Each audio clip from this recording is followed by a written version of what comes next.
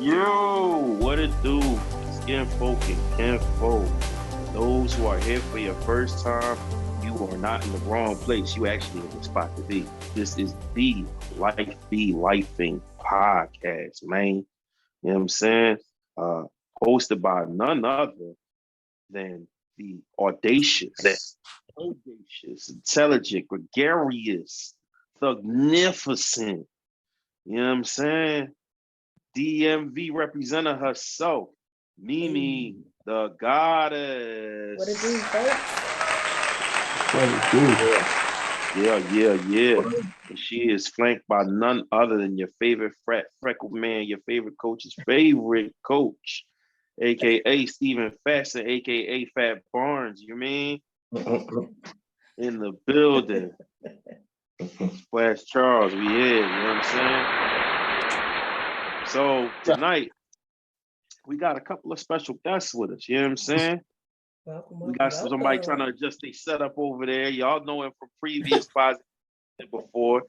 You know what I'm saying? Shout out to all our returning listeners and viewers. Thank you for coming back. Welcome. We missed y'all. Hope everything been good with y'all. But yeah. We got, Cuzzo, aka my other coach, you know what I mean? My partner Bills, my partner in crime when we out there on the courts dealing with the youths.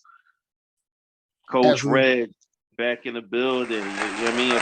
The B&B on the boards, that's what it was. B&B on the clock, we was. Yeah, I know boards. It's been so long, but B&B on the clock is who we be, myself and my co-host, JB the Kid One, the soldier. Well, he's not a soldier anymore, but he's still. Shout out to the civilian. Shout out to the civilians. My guy. I mean, yeah, man. So, you could always find our podcast, even though we haven't done one recently, but all the old episodes are still all over Spotify, Apple Podcasts, YouTube. Man, you name it, we was on it. Like we was everywhere. We was everywhere. Stream on all your favorite streaming sites. Talk that shit. And we got my main man. If you a grown man and you on social media and you ain't in no sports talk groups, you missing out on life, man. You missing out on great connections, great conversations, and fun, man. This is where I met my man, fellow Cowboys fan in the building.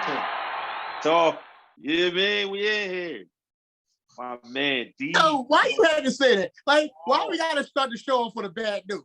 Like, why do we gotta start the show off for the bad news? With the bull, like, come on, man. Here we go. To feel blessed, man. You know what I'm saying? Blessing them with your presence, bro. You know what I mean? What are y'all so proud of to be a fan of that team? Help me understand. No, if you say the five, that's not my business to help you understand. As long as I understand why I still take pride in the star. That's what matters. You know, I'm like talk. I'm like you had it. Because you ain't basketball today. Listen, we talking basketball today. You ain't hit me with 96, 94, 96. You ain't hit me with none of that. So you know what? I respect it. I respect all that. I don't care about them stale chips. Thank you. As long as you ain't said nothing about them, we good. I can respect it. Listen, we got a real one in the building. Come on, I told you I'm not the only real Cowboys fan walking in Philly, man. We here, dog. Listen, it's a time down here in DC. I'm like, God damn, we got more in Dallas or DC? What D y'all represent? Dallas, DC, Dallas Cowboys. Shit, what D y'all represent? Dick riding ass niggas. I be like, God damn. I ain't even a Redskins fan. That still be irritating the shit out of me. Like, come on, y'all. But Seb's the Steelers fan, so I'm just gonna go ahead and shut on up. But yeah. Yeah, the trill in the building, man. Plus, he was part of a group that had their own sports podcast at one point. Yeah, formerly a part of the Natics sports show. We had a nice little run, man. Y'all did, man. Soon Shout out to y'all, everybody with that. For sure, yeah, talk about it. Yeah, for sure. We in the works. We brewing something up, man. We cooking, man. This in the crock pot, bro. Let them cook. I love to hear it, man. Love to see it. Love to hear it, man. Sure. But we ain't gonna make we ain't gonna make the audience wait no further. Yeah. Let's Man, go. listen. We are here to talk about the man, the myth, the legend himself, the pound for pound greatest scorer. You know what I'm saying? The little everybody's favorite little internet man. could. The little man. You know what I'm saying? Built forward tough. What they say, fall down 7 times, stand up 8. The You little mean? internet 8. could. Yep. I mean, Philly's favorite son, even though he's not from here. City line. 757. Fridays on. Yeah. You know, News he from VA. 757 though. He Yeah, from Bad News my neck of the VA. woods, baby. For the Bad peninsula, baby. The bad news bear himself. Bad News VA, baby.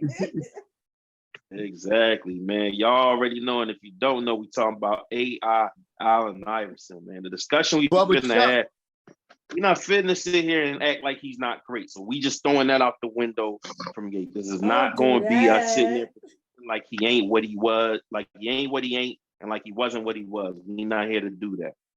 But we're here to have a nuanced conversation about his place as far as a shooting guard. Right. That's what this conversation is tonight. Is he truly top 5 shooting guard all time? And where in the 5 does he rank if he is? So, boom. See, I'm always start Rich. Yeah, Rich. Female co-host, because I know Reg waiting to chop. He chomping at the bit, but you know he's done this, so I don't have to give him the guess. Let's go, Meesh. What you got? I agree with him. Us. He definitely top 5 for me. We done had this conversation back when it was 2 Kings 215 pod, and we was doing our top 5. And yeah, he's definitely in my top 5. You know, I fucks with AI hard anyway, especially back in his Georgetown days. But I'm with Reg. He is in my top 5, and he is definitely number 4 on my list. Like, okay. So you got to give us the 5 now. You got to give us the 5 now. I ain't gonna order Jordan, Kobe. I'm Dwayne Wade, Allen Iverson, and Reggie Miller for me. Wow. I'm sorry, that's my nigga right there. Hey, you got a problem with Reg? What? 5? Standing on it. Red's not even top 5 in his house. What? Let's get it started. Let's get it started. Not that Reginald. You more top 5 Reggies I know than that Reggie. Reggie Theus. Y'all hate. Don't hate on my man. Reggie. Yes, sir. I really gotta think of a 5th, to be honest. Like for me, I still gotta think of a 5th. I don't have a 5th. Like I want to hear yours before I say mine now, because that's not fair. Can't do that. You gotta come up with a 5th. We're gonna let Walt go while you come up with a 5th. You gotta have a 5th. So my top 5. Right, Walt, you go before me. My top 5 2 guards: Mike, Cole, D Wade, Harden, and I could put AI at 5. Like I could put AI at 5. To be real, like that's fair. That's fair. You got Harden as a 2? Yeah. He's just now playing the 1, cuz that's semantics, like how they would do with AI. Try to say he a point guard. Okay. I don't really know he a guard. Oh, see, I do y'all 5 on the floor. I did my top 5 shooting guards, but whatever. Keep going. Yeah, no, we doing top 5 shooting guards. Yeah, top 5 shooting guards. Yeah. Yeah, top 5 shooting guards. And he got Harden as a 5, so he got Harden at the 4, he got AI at the 5. He said AI was at the 5. So I got, of course, the GOAT is number 1. I don't even know why that conversation is a conversation. The GOAT is number 1. Nobody asking who the number Michael 1 is. Jeffrey Jordan is number 1. For sure. And then you got Kobe Bean Bryant is number 2. He's my second favorite 2 guard all time. Top 5 on any other list as well. If you want to go there, we can have those conversations too one day. D Wade is 3. Mm-hmm. I got AI at 4. For me, AI is the fourth best shooting guard ever. Okay. And my 5, because I'm looking at the screen right now and I'm looking up at the TV and I'm looking at a guy, and as much as I like James Harden, for me, it's Clay. Whoa. Wow. I didn't see that Clay. I didn't see that coming. I It's did a not. That might be as bad as my 5. See, you saw me a better shooter than Klay Thompson besides Steph Curry that ever played the game and who plays defense, who locks up. Because Harden don't play defense. We're going to come back to that in a second after I give my 5. And then we can start attacking each other's 5s. Yeah, in order. So, yeah, Mike, Bean, D-Wade, Harden, AI at 5. I'm not going to disrespect AI and say he's not top 5. I heard other people disagree and say he's not, but I really don't know 6 shooting guards better than Allen Iverson. Yeah, for real. Point blank. I don't know. Yeah, I don't know. I don't know 6 either. I cannot. Like looking up and down. I'll be contradicting my basketball fandom if I force somebody trying to be better than AI. Yeah. Like we're in that 5th spot. Yeah. I mean, what's the deal with that? Why do people try to kind of like not give him his due? We're going to get to it and we're going to talk about it. Because he don't People got do rings. that to a lot of players now. He don't got rings. There we go. He don't got rings. It's the ring conversation. Everybody else in your 5 got a ring. Not everybody. Except for Harden. But Harden's still active. But if you look at the other 3, they got rings and they got multiple rings. Multiple. Yeah, exactly. Yeah, multiple rings. Yeah, they got multiple rings and went to multiple finals. Every last one of them guys went to multiple finals. They didn't go to 1. AI only went to 1. He lost in that 1. 2, the number 2 guy on the list to be perfectly serious. Even though the number 2 guy also had the most dominated center in basketball history, beside him, you wasn't beating him. You wasn't beating him. Like that duo, you wasn't beating. Yeah. You needed a legit team to beat that duo. I feel like that's why that game 1 win was so like elevated and so like amped up because like they expected the Sixers to get swept.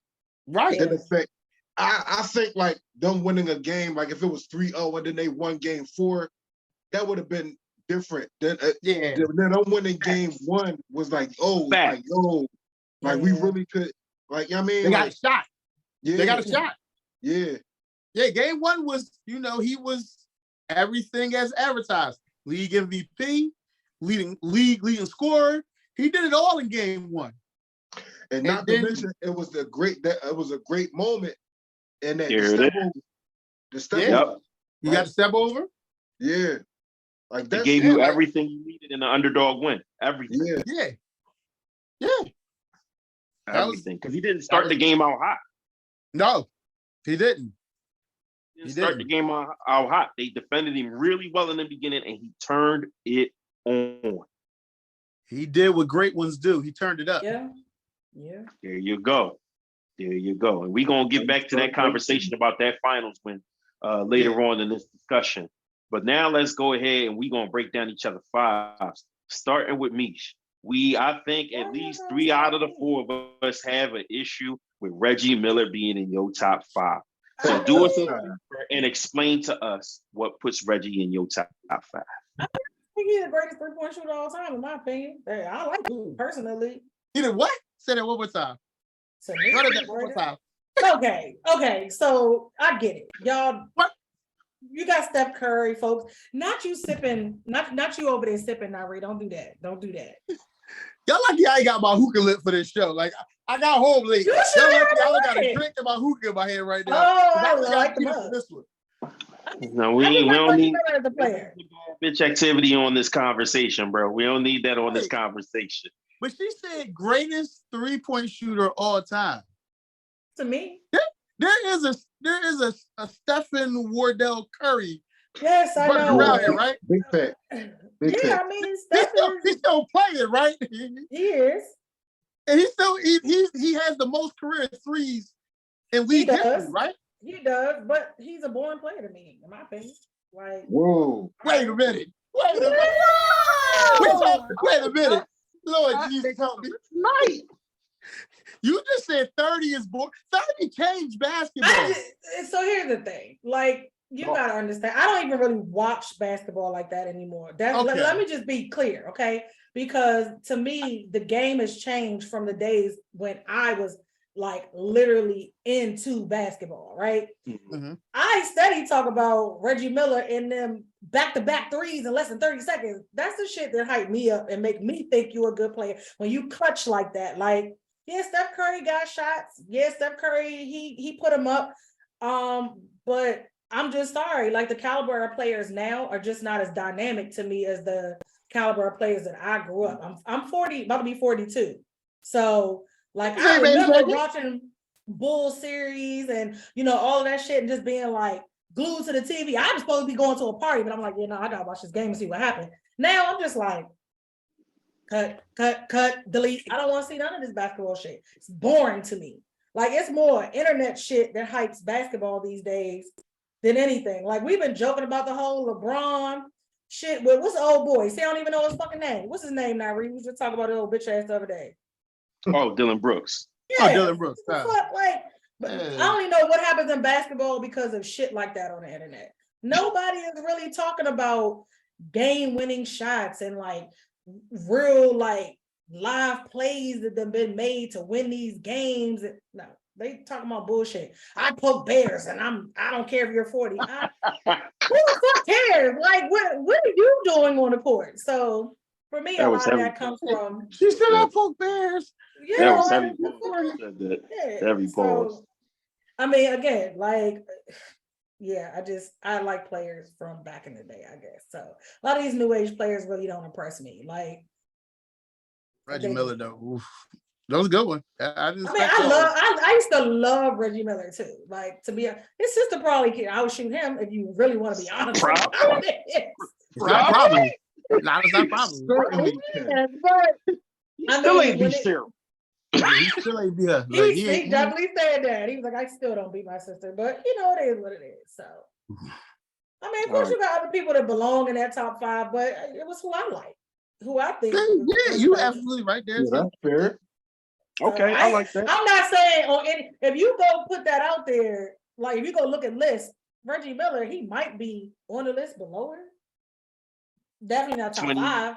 Yeah, shooting guards, he's closer to 20 than He like list I was saying he like 10. Or they might have him in 15. If they got him in the top 10, I don't know.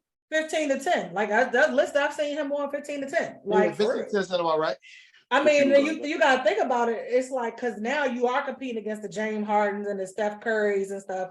But, you know, you got Clydes and folks like that are on that list. And if it wasn't the Steph Currys, yeah, for sure, Clyde is definitely on that list. Like, come on now, let's keep Clyde top 10. Definitely top 10. Definitely top 10. So yeah, that's why I stand on that. You know what I mean? He make my 5 because I liked watching him play. Like, it was his level of gameplay for me to kind of, you know, like y'all say Harden, I just be like, damn, Harden, you kind of inconsistent. No wow factor. Who next, now? You, because you got Clay. Because I got Clay? Because I got Mr. Number 76 on the top 75? You know, like, I say it all the time.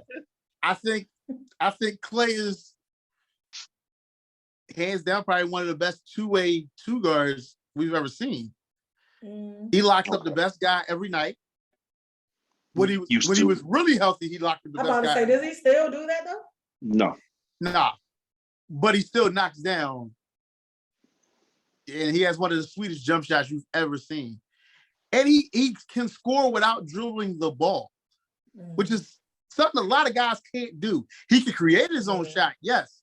But he can come off a screen and he doesn't need that much room to let that thing fly. Yeah. And I like Clay.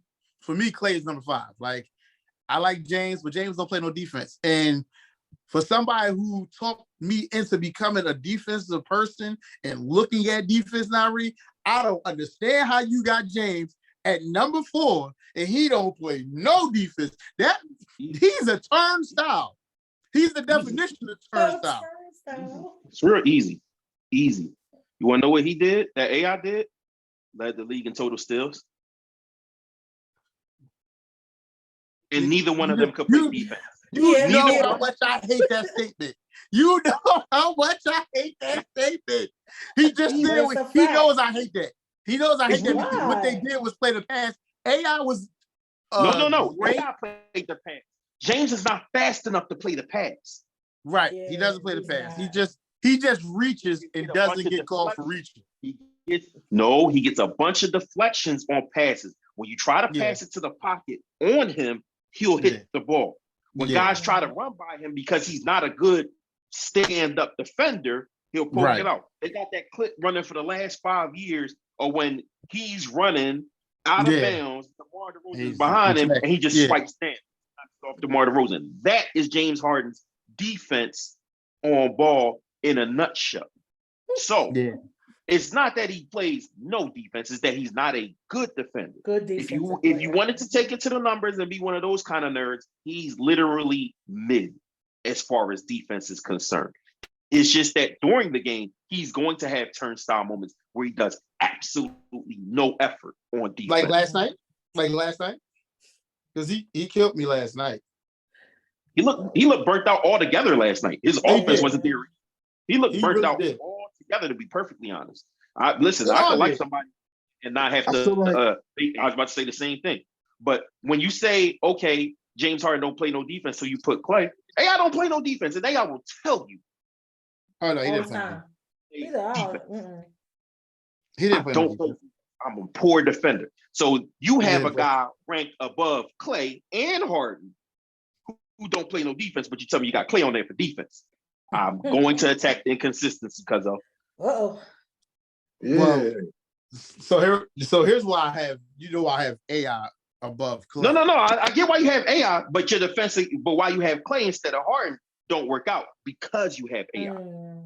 Okay. I see that. Again, preference matters. It's preference matters. I just wanted to make sure that we took the validity out of it and we just left it at preference.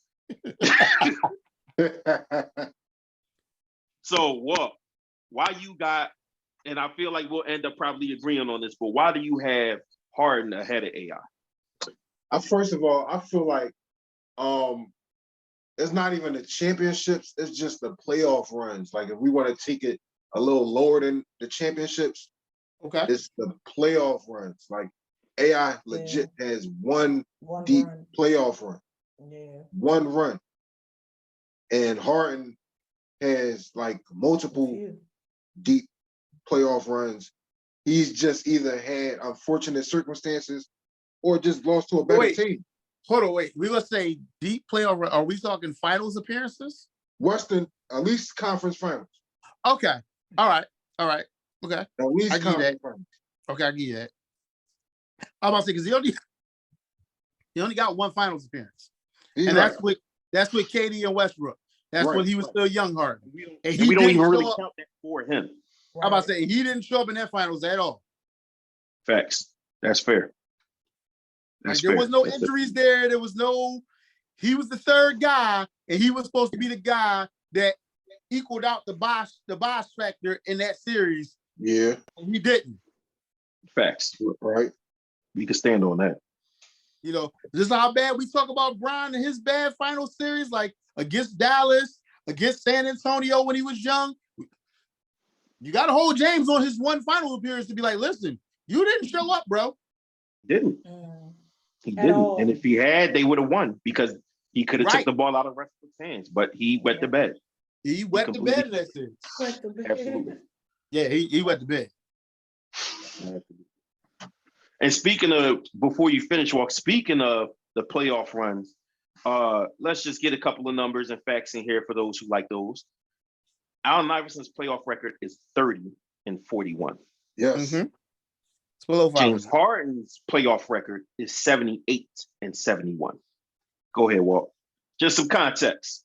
Some numbers, some context. That's some context, man.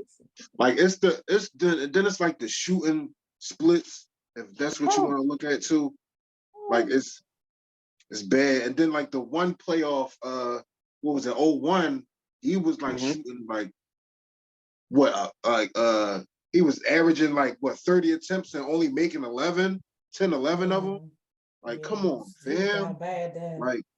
Like I'm not impressed with somebody scoring like 35, 40 on damn near 30 shots. Okay. Like that's not impressive to me. You should be scoring 30 plus if you take 30 shots. Like that's I mean, when you're the only guy that's on the team that can score, you got to take 30 shots. Yeah.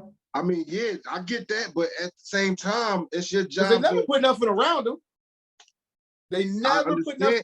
That team that went to the finals, when you look at that team, like, let's be honest. Like, when you look at that team that went to the defensive player of the year and sixth man of the year, that one. Who was defensive player of the year that year? Who was defensive player of the year that year? The guy that was on the Sixers was the defensive player of the year. Who? Dikembe was defensive player of the year in that year that they went to the finals. What are you doing on offense? What are you doing on offense? Why? What are you doing on offense? He the defensive player of the year. We're not talking. We're talking defense. What are you doing in the finals? He didn't look like the defensive player of the year in the finals. He looked like somebody that was getting bullied. I mean, to be fair, I don't think anybody would have like. That's what I'm telling you. Who the Sixers could have had that would have looked like defensive player of the year against Shaq? Show me somebody. Only other person I've seen look like that against Shaq was Dream, but that's a different story. That's the only name I got. That's the only name I got. So can I be hypothetical for a second? Talk. Obviously, the Lakers back then, like nobody was beating them in the East. So let's just say the Kings beat the Lakers, and the Kings play the Sixers with a more fair matchup. It's a better series for the Sixers, though. That's better series. Let's just say it's a more fair matchup for Mutombo, Matt Geiger, McCullough, who are those guys. So with the wing players and all that, do you think we would be saying if the Sixers lose or matter of fact, if the Sixers beat the Kings, is it still he didn't have nobody? He did it by himself. Now, if you look at if he's averaging 35 plus in that series, he did it by himself. Like you already know, he was going to have to average, no matter who they played from the West, he was going to have to average over 35 in the finals for them to win. Right. You had Eric Snow who couldn't hit he couldn't hit a backboard if he wanted to sometimes. Like, let's be real. Like we talking about the guys that was around him. As much as I love Aaron McKee, Aaron McKee's giving you a nice 15, if that. And he gonna play defense. But Mutombo was not giving you nothing on offense. He's playing defense. He's grabbing rebounds. To be honest, I hated the Mutombo trade. I'd rather Theo Ratliff. He had a better year against Shaq the 2 times they played him. But he got hurt. It is. He got hurt, so you had to go get somebody to fill that middle. I got it. I get it. You got Mutombo. Matt Geiger, you know you're not getting enough from him. George Lynch, you getting more deep. Everybody was a defensive player. Everybody was there to pass the ball to Al. Their job was find Al so he can score. Get him the ball. Yep. I'm not looking for y'all to score. Find Al. Al's going to get our stuff points. You guys hit an open shot when you're open. Make sure you hit your open shot when he finds you, because he's getting double and triple team, and y'all get open and just find a spot and hit it. That's why I hated Eric Snow. He couldn't hit a shot. Eric Snow shot. Listen, man. He shot 15% in that series. You collect the numbers up. He shot 15% of the series. I'm a point guard. You're not gonna leave me open all the time. He was what Rondo was before Rondo. But Rondo's a better player. I'm about to say, he wasn't nowhere near Rondo. I love Eric Snow, but I wouldn't put him. As far as scoring, though, went, young Rondo could score, though. Rondo could score whenever he wanted to when he was young. He just couldn't shoot. He couldn't shoot. That's the difference. There's a difference. There's a difference in that. Snow wasn't really giving you much going to the rack either. Snow wasn't giving you nothing, period. He was there to be a body and to orchestrate the offense to make sure Al got the ball where he wanted it at. His job was, here, I'm going to orchestrate this thing. Y'all here? Al, come off that screen. Here you go, Al. That's your ball. Shoot your shot. We gonna watch and get a rebound. Shoot the J. Yeah, Al, go to the basket. Oh, all right, cool. Matumbo, you gotta get that rebound. Listen, that was their job. They all had a job. Shit. Yes, they did. Yeah. Yes, they did. That's what I'm saying. Like when you look at it and you look at him, the Sixers never did him justice. They never put another scorer around him. But let me ask you a question. Because I hear Philadelphians say that all the time. How many times did you see in the news when somebody became a free agent, they said, hey, I'm looking to go to Philly to play with Allen Iverson? Nobody wanted to come here during that time. This ain't the Philly that it is now. Come on. Yeah, this ain't the Philly that it is now. Because even when Barkley was here, hold on, listen. Hold on, let me say this point. Real. Even when Barkley was here, nobody wanted to come to Philly. The ownership at that time was horrible. When Pat Croce took over, they got better, but they still couldn't get free agents here. But that's my So point. you gotta look at the whole thing. AI need to open I'm himself talking up. about the Pat Croce era. Why did nobody in the Pat Croce era, when AI was lit, once AI got tattoos, why was free agents not coming to Philly? Nobody came here. Like nobody. You didn't start getting free agents until this new ownership group. You didn't get free agents until after the finals, years after. And those wasn't like the new ownership group. Guys. Those was guys who was watched and needed a home. So we don't even really count. They don't count. Like when Weber came here, that don't count. That Weber was done. So that's what I'm saying. That's the part that I feel like Philadelphians and Sixers fans, we be disingenuous about. The fact is, there were things about AI's game that, as much as people love playing with him in the All-Star game, you did not want to play with him during the season because you felt like y'all two game wasn't going job as far as the scores. But when he got to Denver, what did he do? Hold on, people felt like there was no synergy with him. When he got to Denver, what did he do? He gave the ball up. I agree with you on that, and I knew you was going to bring that up. Because he played with my other favorite player, the guy a lot of y'all don't like. I was already ready for you, cuz you know how you already know. Like they my two guys. You got AI, you got Melo. They my guys. Listen, what did you have? 30 and 29 in failure. Yeah, you did. Their record was better without AI than it was with him. Oh, I'm agree with you. You had failure. But that's what I'm saying. Guys saw that coming. Melo, he loved that AI was coming to the team, but he's looking at AI like, big bro. I had fun with you in the Olympics, losing while we had fun at the strip clubs. So yes, please come to Denver. And what did they do? Keep the same process. Yeah, you had Chauncey, you had AI, and you had Melo. There's no way you should be losing like that. Yeah. Feel me? So that's the part that I'm trying to get across. Guys didn't really want to play with AI, man. When you want to play with a guy, it don't matter where he is. Grant Hill came to Orlando. Orlando had nothing going on. He saw T-Mac in Orlando and said, let me go to Orlando. Hold up. T-Mac wasn't there yet. T-Mac was, you gotta, like, the story is, it was Grant Hill and Duncan going to Orlando. T-Mac was the third option. He wasn't even going there. And then when Duncan backed out because of dumbass Doc Rivers and his rules about his wife not being able to get on a plane, then T-Mac became the guy in the mix. But T-Mac wasn't their first choice. He was the third choice. And he wasn't even actually going to get signed. They weren't even going to sign him. If they got Duncan, they wasn't even going to sign him. You must know stuff that Orlando has said that. Right, Orlando has said that multiple times. If it wasn't for Duncan backing out, they weren't signing T-Mac. Even though he was the Florida kid coming home, they wasn't doing that. I don't know why they wouldn't have if you had the money to sign on. They had the money, but they also was looking to the next year because they was going after somebody else. Because they didn't really know about Grant Hill the way they thought Grant Hill was going to be fine that season. You get Duncan, them two are going to rock out, and then you add a third guy the next year. Because you didn't know what Mac was. At that time, you didn't know what Mac was. They was happy they got Mac because what did Mac turn into? He turned, well, you know what? I take that back. Yeah. Mac is my five. I'm about to say. Mac is your five? My five.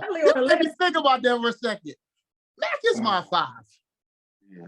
Mr. First Round himself. I was about to say another guy Harden is clearly better than my five. I don't think if injuries don't happen, I definitely don't think Harden's better than Mac. But they did. I mean, and if injuries even didn't happen, Houston, let's be fair. If injuries about didn't happen, Houston Penny- beats Golden State. That's a real statement. That's a real statement. If CP3 don't get hurt, listen, he get hurt every year in the playoffs. I'm not having that conversation. Don't start me on that because I'm gonna lose my cool because everybody know I love CP3. But right now, I just feel like you get hurt every year in the second round and you're killing me. You and Embiid both. I love Embiid. He get hurt every year in the second round. Them two niggas is fragile. Yeah, but CP3 is older. Older and have more every year in the second round. Every year in the second round, you got an injury. Every year. We go back to the Clippers. Every year in the second round, you got an injury. Yeah. Third. You in the second and third. Yes. Bro, it's every year. It's like clockwork. It's like, listen, you can look at the clock, 12 o'clock about to hit, it go around, it's about to come back to 12 again. CP3 is injured in the playoffs. No, that's how that shit works. Second round, game 2, pull groin every year. Every goddamn year. But that's the thing about it. It's not even a bunch of different injuries. Like the one year he had the hand joint because you could tell he got hit. The other joint, he got the elbow joint because you could tell he fell. But 9 times out of 10, it's hamstring and groin. Yep. When it comes to CP3, Embiid same way, fragile. Them niggas is right now. LCL. But I'm not. You know, Mr. can't keep his ass off the floor. I love Embiid. I love Embiid, but he can't keep his ass on the floor. He the big version of AI. Always on the goddamn floor. Big to be hitting the floor the way he do. For real, like that shit. I'll be scared. Shit burns me out. Like it burns me out. Like, but they always hurt in the playoffs. Like, because the workload don't never get lighter for none of them. This is probably the lightest it's been for Chris Paul, but for most of the year, it wasn't light. So yeah, by the time you got KD, the ticker is still going. Listen, and he's still starting. I was saying that earlier. I told you, I said Chris Paul should not be starting games in April. Yeah, he shouldn't be. He shouldn't be playing starters minutes in April. Y'all had the top 2 or 3 seed type record. Why is he still locked in? For the Y'all was playoffs? locked in. He was supposed to be sitting. You feel me? Even if he's not sitting, put him on a minutes restriction. You already know. 22 I love game Monty as a like coach, but I think Monty didn't help him out at all. I love Monty as a coach, but he didn't help him. Because he believe in him too much. That's the problem with a point guard like Chris Paul. You believe in him too much. You trust him too much because you know he knows what he's doing. And then you just kind of like, you're the coach, but you letting him coach himself and the team to the point to his detriment. It happens with everybody Chris Paul plays for. They'll be like, yeah, I don't even have to draw too much for Chris. No, draw up for Chris, man. Like, damn. Talk to him. I don't care how mad he get. Christopher Emmanuel Paul, sit your doopy ass down, bro. That's funny. All right, we gotta get back on topic though, because I realized I definitely segue us a whole different way. My fault, y'all. I'm sorry. We started talking about injured players. Y'all getting on him about T-Mac, but if you Google this shit, there's an NBA list of top 10 shooting guards, and he's number 10. Who, Mac? Mac is number 10? T-Mac is number 10. Yeah, he's number 10. And so let me run this list to y'all so y'all don't think I'm crazy for this Reggie Miller shit either, right? Talk to it. Jordan, Kobe, D-Wade, James Harden, that's the 4. Clyde Drexler's your 5. Manu Ginobili. You throw that whole list away right now. Right, Manu Ginobili. Reggie Miller is number 7. You throw that whole list away. Ray Allen. Yep, throw the whole list away. And then Tracy McGrady. That is the NBA's Where was AI at again? Nowhere on this fucking list. Throw the whole list away. That's why I was like, what? Throw the list away. But if you look at any other list, which we not jacking that. AI is top 5 in at least 75% of those lists, and I give about other 15-20%. He top 10. You got lists where he don't even land. It's very crazy. Clyde Crazy. Drexler 5. For me, that was it. The list was thrown away where they said Clyde the Glide. Clyde the Glide is 5. And then I told you they got Reggie Miller at number 7. And yes, Reginald is not number 7. Who was number 6? Reggie Number is 6 Reggie. was, Okay. Ginobili, I think. Reggie is Reggie. Ginobili was 6. Yep, Manu Ginobili, number 6. Where's Steven Jack at? Where's Stat Jack at? I need Stat Jack on this. I need take Stat Jack on this. Manu over Reggie Miller any day though. And they broke it down like with the per games, the points per game, like win shares per minute, all that kind of shit. Shooting percentage, like relative true shooting percentage. Like they do whole breakdowns. Like y'all, I'm telling y'all this like it's crazy, but yeah, that's NBA's top 10. Yeah, that is mentally ill. That is mentally ill. Throw that whole list away. Throw that list away. Should be wild. Yeah, they wild. See this? That was like the complex list about rappers. Like I don't like none of them lists. We cool there you on go. that. If you like Mac for 5, again, I'll allow you preference. I'm gonna take Clay off and put Mac at 5. Thing. Definitely a preference. Nobody has any metrics, and they've tried with me, but nobody has any metrics that shows that T-Mac, even at prime, was better than Harden at prime. And if we look at it overall, it's clear who has the better career. It's just obvious. You don't need to pick it apart. As Walk said, Mr. First Round. When your team gets out this first round without you, it's damning. Yeah. If you you played for 2 teams where you was the man and you was a superstar and you was an all-star and neither one got out the first round. One of those teams got out the first round while you was hurt.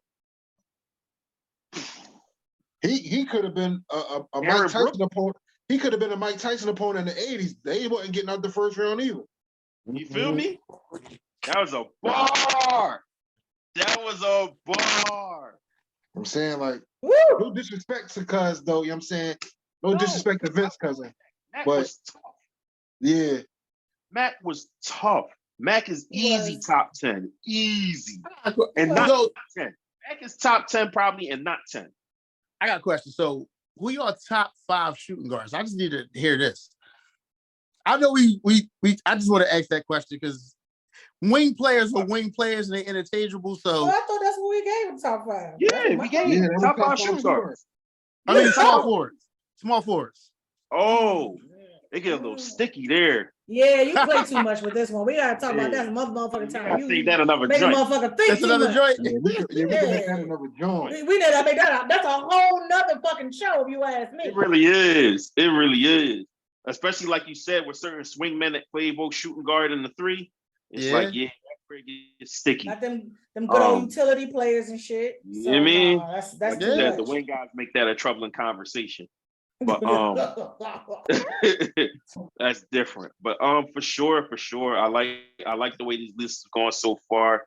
So I'm a ask, because Walk said it. He feels as though, and I said we're gonna get back to this. He feels as though that finals win is too overhyped.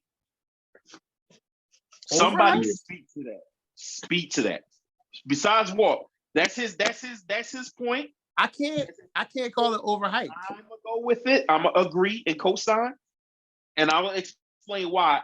But I'm gonna let y'all speak to that point. So we say game 1 of the finals that was overhyped when they were the underdog Sixers going into LA, and AI put on a masterclass of how to win one game. Show it ass. I can't call it overhyped when you have the moments that you have in that game. Did it warrant a diet parade? Did it warrant everybody blitzing Wall Street? Oh, it was game 1 against a team that was going 4-4-4. They was going 4-4-4 before that loss. You got to realize the Lakers was undefeated going into that game. That's their one loss the whole playoffs. That's their one loss the whole playoffs. That's why that game is hyped the way it was hyped. The only loss. Put the banner up. You put the banner up. Put the banner up, man. You stop going 4-4-4-4. As my Man. man Moses Malone like to say when the Sixers won it, they was going 4-4-4-4, and it wasn't going to happen. AI wasn't letting that happen. Not on his watch. You going to take this one L. Try to get two. Unfortunately, it wasn't the NCAA tournament because they would have won the chip if that was, you know what I mean? then they got, I mean, the gentleman's suite, you know what I mean? Whoa. They got a gentleman's suite. But they got that one. They the only team that can say they put that one on them. In that playoffs, they the only team that can say that. I used to do that on dates. Like, let me let her win the first John, whoop-de-whoop. All right, let me stop playing now. I'll give you this one. Playtime over though, baby. Right. For real. Like, I mean, I understand it, but I just don't think it like warrants like like I said, everybody blitzing Ward Street. It was a key win. Don't get me wrong. It set the tone. Like I said, it would have been different. Man, we blitzed Broad Street for any other reason. I mean, it don't matter. It don't matter who wins. If the team is in the championship and they win, I can go back to this season, NFC Championship. The Super Bowl was 2 weeks away, and them niggas blitzed Wall Street like we already won the Super Bowl. Yeah. We ain't even win shit yet. Don't get me started on why I hate Philadelphia fandom. Lord knows. Listen, we don't win here, so when you got the opportunity to celebrate, I was just about to say that. Niggas go celebrate the win. It don't happen often, so you get hyped. Loser energy. Yeah, that's loser energy. Oh my God. And that's why they be losing. It's been 40 years since the Sixers won a title. Let me say that right now while we talking. It's been a cool 40. It's been a cool 40 since they won a chip. It's been 50-something since the Flyers won a chip. The only two teams that got recent tips is the Phillies and the Eagles. So you got to understand why the city be the way it be when them teams get there. We don't win. Sorry to say, we got all four sports teams, but we don't win. We don't have a winning history. The Phillies got the most losses in baseball. The Sixers got the worst record ever in basketball. Like, I can run down the losing shit. We did a lot of losing here. With bad ownership and bad GMs and people drafting bullshit on top of bullshit. Correct. So when you get a chance to win, you got to celebrate it. Take it, yeah. You got to take it where you can get it. Because you don't know when the next time going to be. And I'm sorry. Listen, the Eagles went 50 years without winning a chip. That was the biggest celebration you ever saw in this city when they won that Super Bowl.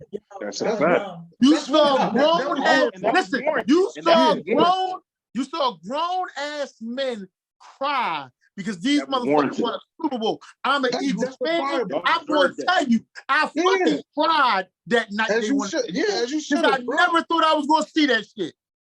Y'all earned that. How many years we done known each other, and that's the first time I called you to congratulate you over a win. Was that champion? First time? First time I ever called to congratulate you because I understood what it meant to you and every other Philadelphia Eagle fan here. And that's why I keep telling motherfuckers, let the Sixers get out this second round and they get to these Eastern Conference Finals. Oh, blow the fucking city up. You might as well blow this bitch up now. You might as well blow this bitch up now. I'm telling you right now, if they beat Boston, there's listen, if they don't make the finals, you might as well tell me that the Sixers was the worst in basketball. Because if they beat Boston, everybody's looking for a chip from that moment on. Yeah. That's a fact. There's no conversation that we need to have. None. They beat Boston. I don't give a fuck who they play from the West. Golden State, Lakers, Phoenix, Denver. I don't give a fuck about none of them teams. I don't. Reel it back in. Nope. Reel it back in. Reel it back in. Because I know why? Because all them teams got one problem. They afraid of Embiid. Every last one of them teams is. It's the East teams that's not afraid of him because they see him too much. Boston not afraid of him. At all. They not afraid of him. At all. But when the West teams play him, like this nigga on the screen right now, Anthony Davis, he do not like seeing Embiid. He don't like seeing him. Same thing with Joker. That's why Joker was happy that nigga didn't play the last game they played against each other. Joker was ecstatic. Wonder why? Because I got to guard that nigga, and that nigga can play. Yeah, but you know Joker got my ass, right? Huh? You know Joker got the edge in the matchups, right? Like as far as they head to head with them two, in the wins, but not scoring, not scoring. Needed him scoring. But this is what I'm saying to you: when you got somebody who really busts your ass, you don't want to see that person. Now you know that. We talking real hoop shit here. I'm about to say we talking hoop shit. You bust my ass and you lose, I get to laugh because that's all you had is the memory of how much you scored that night. I'm walking away with a shit, Steph. Ooh.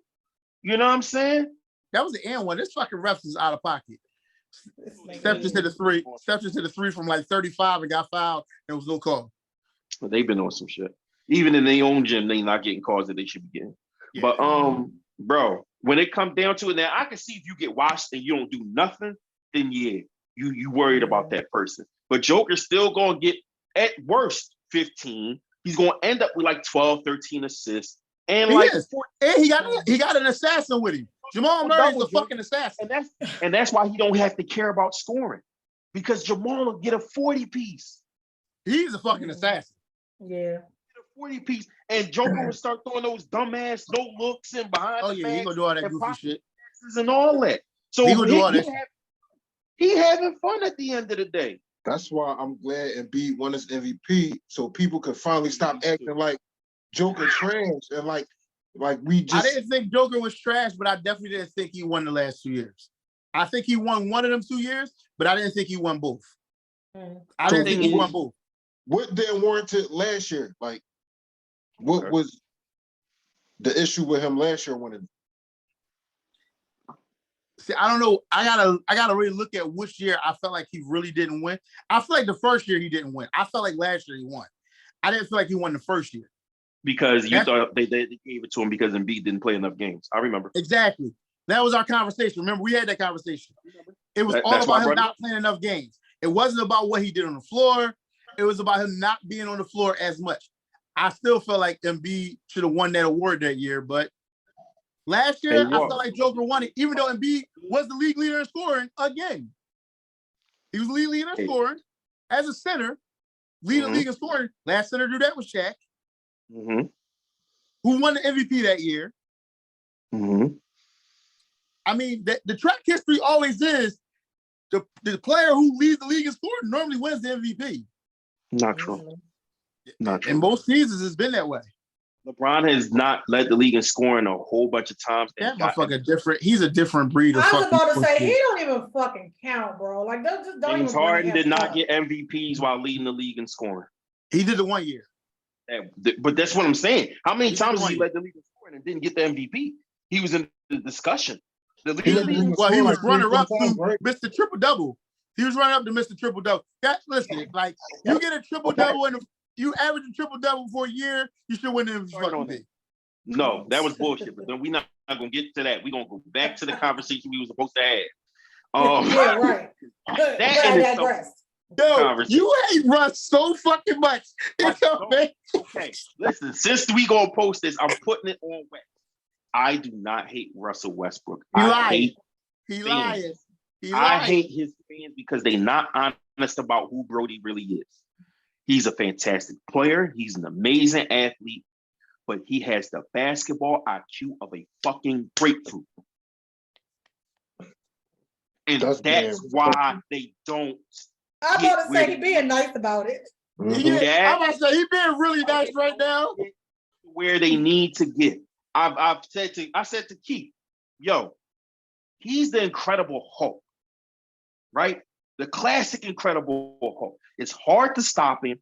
Strong, powerful, amazing, literally the word incredible.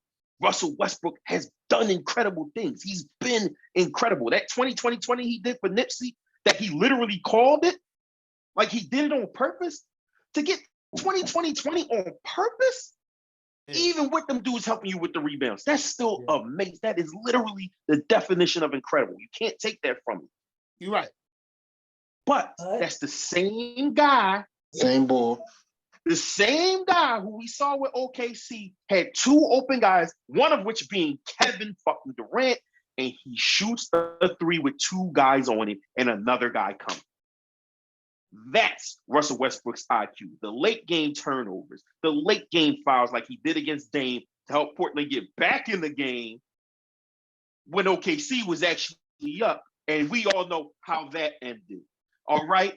So I don't hate Russell Westbrook. I hate the fact that the fans not honest about it. That's it. If we just have an honest conversation about it, I'm cool with it because I like to see ball play. I just hate to see the dumb shit. Can I ask y'all a question? Like, I don't want to change the subject again, but since you brought Dame's what you name, going to? Since you brought Dame's name up, yes. Do you really think Dame needs to be out of Portland? And where would you like to see him at? He has to. They're not doing anything. If I he don't wants know where to win, he has to be out of Portland. Yeah. Yeah. If he cares ever about winning, yeah. 10, yes, he has to leave Portland because Portland has shown that they're not going to do anything. Where would you like to see him at? Who would you like to see him with? I don't know. Honestly, I don't know yet. I don't know. Know where I want to see him at. How's that going to work? It'll work. We'll make it work. Make it work. I knew he was going to say that. Because you can pull, if James stays 2, put James back at the 2 where he belongs at. And that's gonna hurt the Sixers more than help them. Yep. Why you think so? If you're smart, you put James at the 1. And see, that's the problem. That's why I don't think that fits, right? Because Dame is not a good defender and he's small. James was already not a good defender. We already admitted that. But now he lost steps. So you put him at 2, who they're sending the ball to whoever he's guarding that night. Yep. That's how the Sixers are going to lose. Whoever James Harden is guarding is going to get the ball and go off because he's going to have to start fouling them. And the more he fouls them, the less available he is. Okay. Also, the Suns are showing us right now, you don't necessarily need 2 guys to run a pick and roll with somebody. Devin Booker, Chris Paul, KD. You don't really need 2 of those guys to run the pick and roll with KD. You know what I'm saying? Right. So that's what it would be like if you had James and Dame. The only difference is with Dame at the point, he's the superior shooter. So you could run that pick and roll with James and have, Dame fade out to a corner and knock that down. But again, this is a whole entirely different conversation. Right. Let's reel it back. Because you brought Dame's name up, that's what made me think about that. Let's reel it back in right quick. So I'm gonna just try to, not to take too much more time, get to why I feel like that finals is hyped up. It's everything you said it was, cuz no debate. It's everything that it was for the city. Not just for the city, but literally for Pennsylvania. We was at Penn State. Me and my now wife, then girlfriend, was at Penn State, and Penn State was going crazy. Nuts. Like, we were actually on our way home from Penn State during the game, and I'm on the phone with people, and they're going nuts. We get back, the Greyhound get back downtown, and it's nuts. Mm-hmm. You know what I'm saying? We run into a Hard Rock Cafe to catch the rest of the game. The atmosphere was everything you want as a sports fan. Right. So everything you said is correct. However, here's where I say it's too much, right? Because that's one of the top 3 things that they'll mention when we talk about Allen Iverson's place in the top 5 shooting guards. They'll say the same thing you said. He dragged that team to the finals all by himself. I've never seen all by myself with of the year before in all my life of watching basketball. I've never seen that happen. I've never seen a player get credited about doing something all by themselves with of the year on their team on that same team. 3 OTYs that year. Coach of the year, 6th man of the year, defensive player of the year. So yeah, Allen's scoring all the points, but you clearly ain't by yourself. Yeah. You have some. They had the best record in basketball that season. Yes, absolutely. So that's what I'm saying. It's not even to take away from it. It's the fact that there's an exaggeration that goes with it because it was so powerful It was so amazing. It was even unexpected. We as Philadelphia Sixers fans didn't know that they was going to pull that off rip. You know what I'm saying? Yeah. So right. It was a story, and I think that's what happens, is that the myth and the story that happened with that season is stuck there. It's stuck in that myth and story, but it's not just for Sixers fans. It's for everybody who talks about Allen Iverson. He dragged that team there all by himself. And then it's, oh, they got that game that nobody thought they was going to get. And like we said, we can all agree, it's special because it was the first game. And all the moments that happened. Yeah, it was game one. If they don't win game one, that specialness goes away. It's not the same. It's not the same because it was a shocker. It was a shocker right out the gate. Because you gotta remember that Lakers team was blowing everybody out. Absolutely, and they got back to business. They were dominating everybody. There wasn't a team in that playoff that could do anything with them. That's for sure. That's for sure. The Sixers can't. I mean, the Lakers had 13 players and like 2 refs. So for sure, they was destined to win. But I'm just saying, in terms of the Allen Iverson lore, people hype that up in the same way people try to say, "Oh, people only count Mike's 6 rings and not everything else that happened." Like I said, AI has a losing playoff record. They only count that one playoff. People forget how many times Mark Jackson was busting his ass with the Pacers and sending them home in the first round. That was actually the hump that the Sixers had to get over. The Pacers. Orlando Magic and the Misha's Reggie Miller Pacers. This is facts, man. I mean, you're not lying. Yeah, you're not lying. The highest guards. You know what I'm saying? You're not going to find 10 other people that has Reggie Miller as high as she does that's not from Indiana or not Pacers fans. You're just not. So when you look at that and find out that he wasn't overcoming that was his hill. How is your hump teams that couldn't get over the hump themselves? My point exactly, Walt. My point exactly, because they were going home. They kicked the Knicks' ass and go home. That was the thing for the Pacers. They kill the Knicks and then go home. Go home. Yep. Outside of that 1 year going to the finals. I'm about to say they made the finals 1 year. Reggie went to the finals 1 year. Mm-hmm. Yeah. Outside of making it to the finals that 1 year. He got spanked by the Lakers too. We need one more game than AI did. Well, all right. You know what I'm saying? And that's what I mean. The whole stranger things have happened. The big picture gets left out because of the magic of the moment. Mm-hmm. Yep. So that's why I say it's overrated. Not because it wasn't everything awesome that it was. It's that people just stretching the fuck off this thing is milked. It's milked. And then they forget about everything else AI didn't do. AI had 10 steals against Orlando Magic, and they barely got out that series 1 year. In fact, no, the next year he had 10 steals against them. They smacked Orlando. But then they ran up against Reggie in the second round. Get him out of here. You know what I'm saying? So yeah, but that Pacers team was really good. We're not gonna act like that Pacers team wasn't. I wouldn't say really good. I was about to say that Pacers team was really good. They were just cooking that year. Oh, what year we talking about? Sorry. Right. The year after the year the Pacers went to the finals, the next year. Yeah. That year They were cooking. Pacers went what? 99, 2000, right? Yes. Yeah. Yeah. Right. That team was pretty good. I gotta admit. Sure. I gotta admit that. But year before that, they wasn't but so good. Yeah. Because like I said, they were getting sent home after they beat the Knicks. If they don't catch the Knicks in the first round, they go home. Or if they don't catch us in the first round, they might go home. So you know what I'm saying? So you can't just say, oh, finals, 1 game, and then look at every 30 and 41.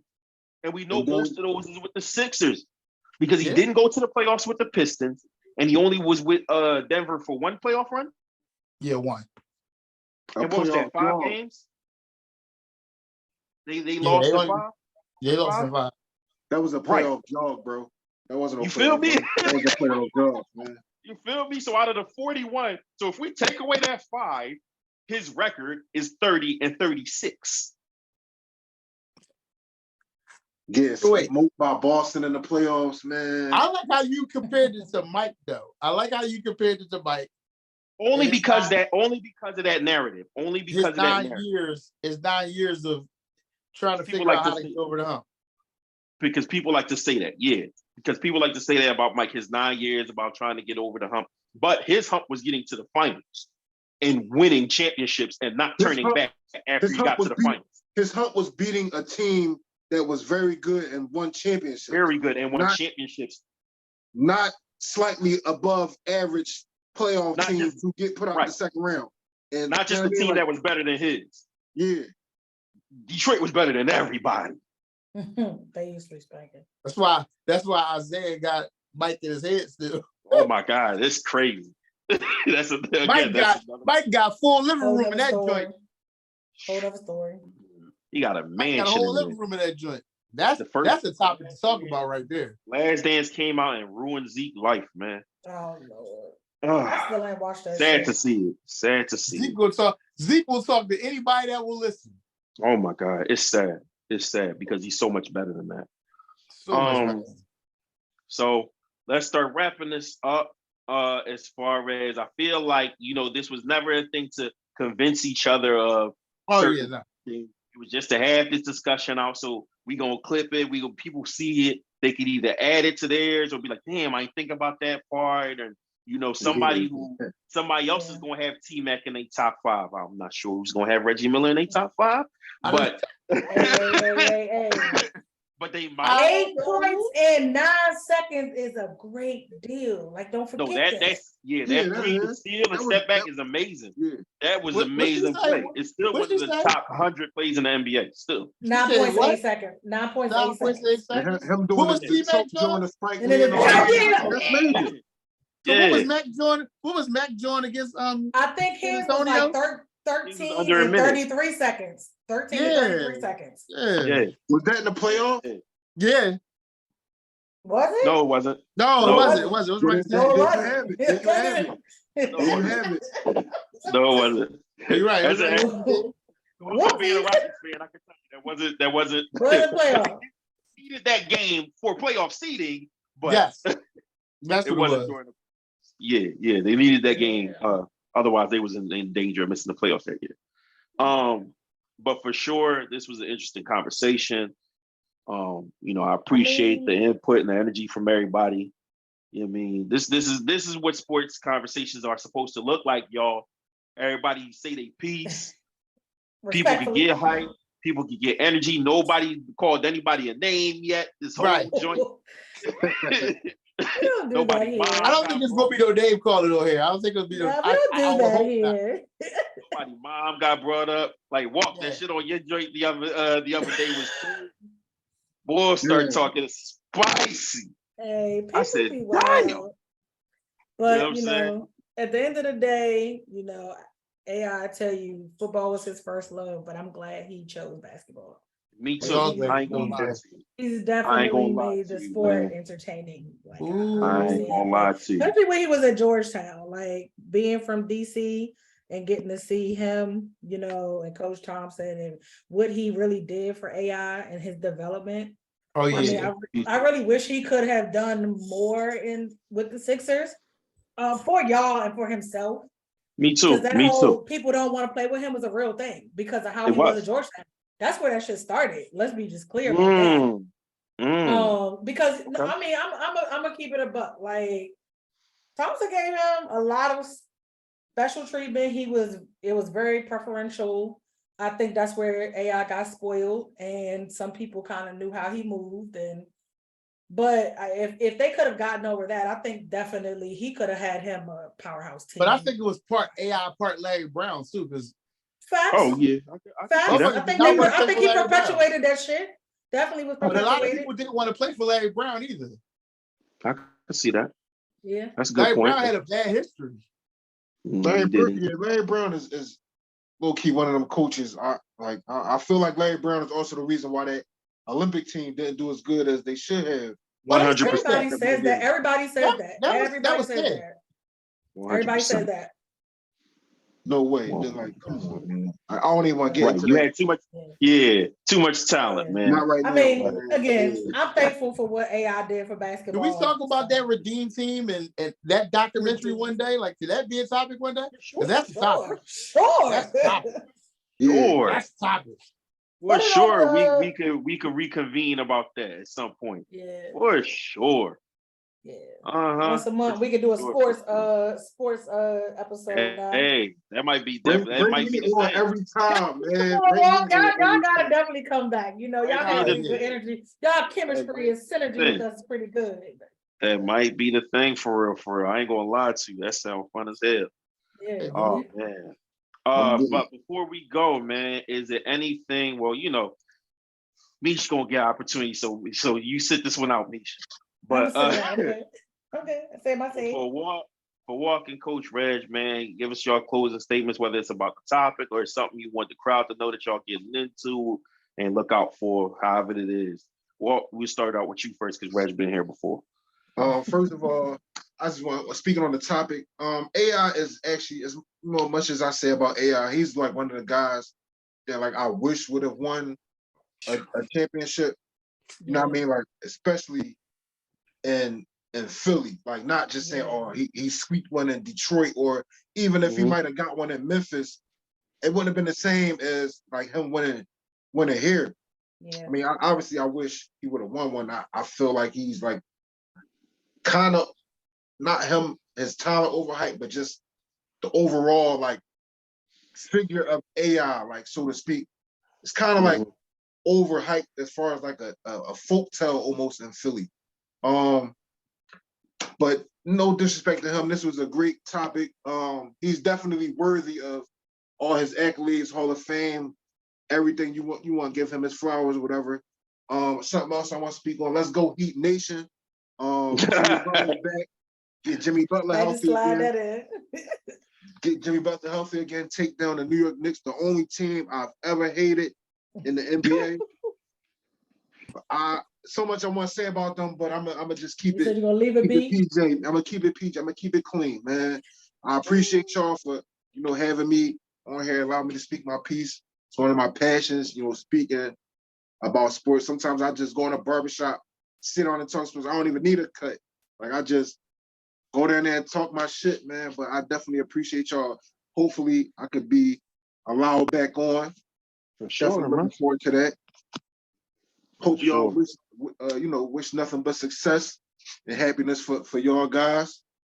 Appreciate you, brother. Appreciate no problem, bro. Cuzzo, what you got for us? Oh man, on this topic, this was a great topic to talk about. AI is one of my favorite players of all time. He's one of those guys like Walt said, I wish he would have got a ring here. I wish him and Barkley both would have got a ring here just because what they did when they played here, like why you got a flag when I say his name? I know. I was like, what is always we're not talking about TV, Charles, man. We're talking about basketball shows. Barkley's a dickhead, period. It's always fuck Barkley. He's a dickhead, but okay. Spitting Listen, man, I wish AI would have got one. Again, he's number 4 on my list as one of the 4th best shooting guard of all time for me. Right now, it's all about these Sixers. We got to win one tomorrow night. James Harden, Joel Embiid, get it together. Because we need to win. We need to go up 2-1 and show that blowout didn't really mean nothing. I thank y'all for having me on again. Because we talked about something. I hope we can have that conversation again and rehash it. And me possibly coming on here on a more frequent basis with y'all. I like the way y'all pie. So I definitely would want to join the team if it was an open spot available. Just, throw that out there, shoot that out there. You gotta put it in the atmosphere, I like that. Put it in the atmosphere. But yeah, man, again, man, thank y'all for having me on. I'm from B&B On The Clock with me and JB the Kid 1. Our show streams on all streaming platforms. Your Spotify's, Apple Podcasts, Google Podcasts, Amazon, you name it, we were on it. Anchor. YouTube, Anchor, We did it all. YouTube. Check us out, man. The links are still there. So if you want to check out one of our past shows, Coach and I was always a frequent guest on our show. So check it out. True that. Oh man. Once again, thank everybody for their participation, their energy, their bars, man. This was a fun ass episode. I think they're gonna love it when they see this joint, man. No matter what side of the table you're on. As I always say, man, facts. On behalf of me, the goddess, on behalf of Coach Reg, on behalf of D Walk, on behalf of A.C.E, our brother, that's who we always be. Man, as I always say, be smart, be kind, be respectful, yo. Mm-hmm. Be patient with everybody, including yourself. Be as good to as many people as you possibly can. I know somebody's gonna make it impossible. That's cool, fuck them. But most importantly, be good to yourselves, man. Thank you once again for the Life Be Life podcast, man. When things go unexpected, just know life is gonna be life. Y'all have a good one. We love y'all. Peace. Good night, everybody. Have a good night out there, man. Good night out there.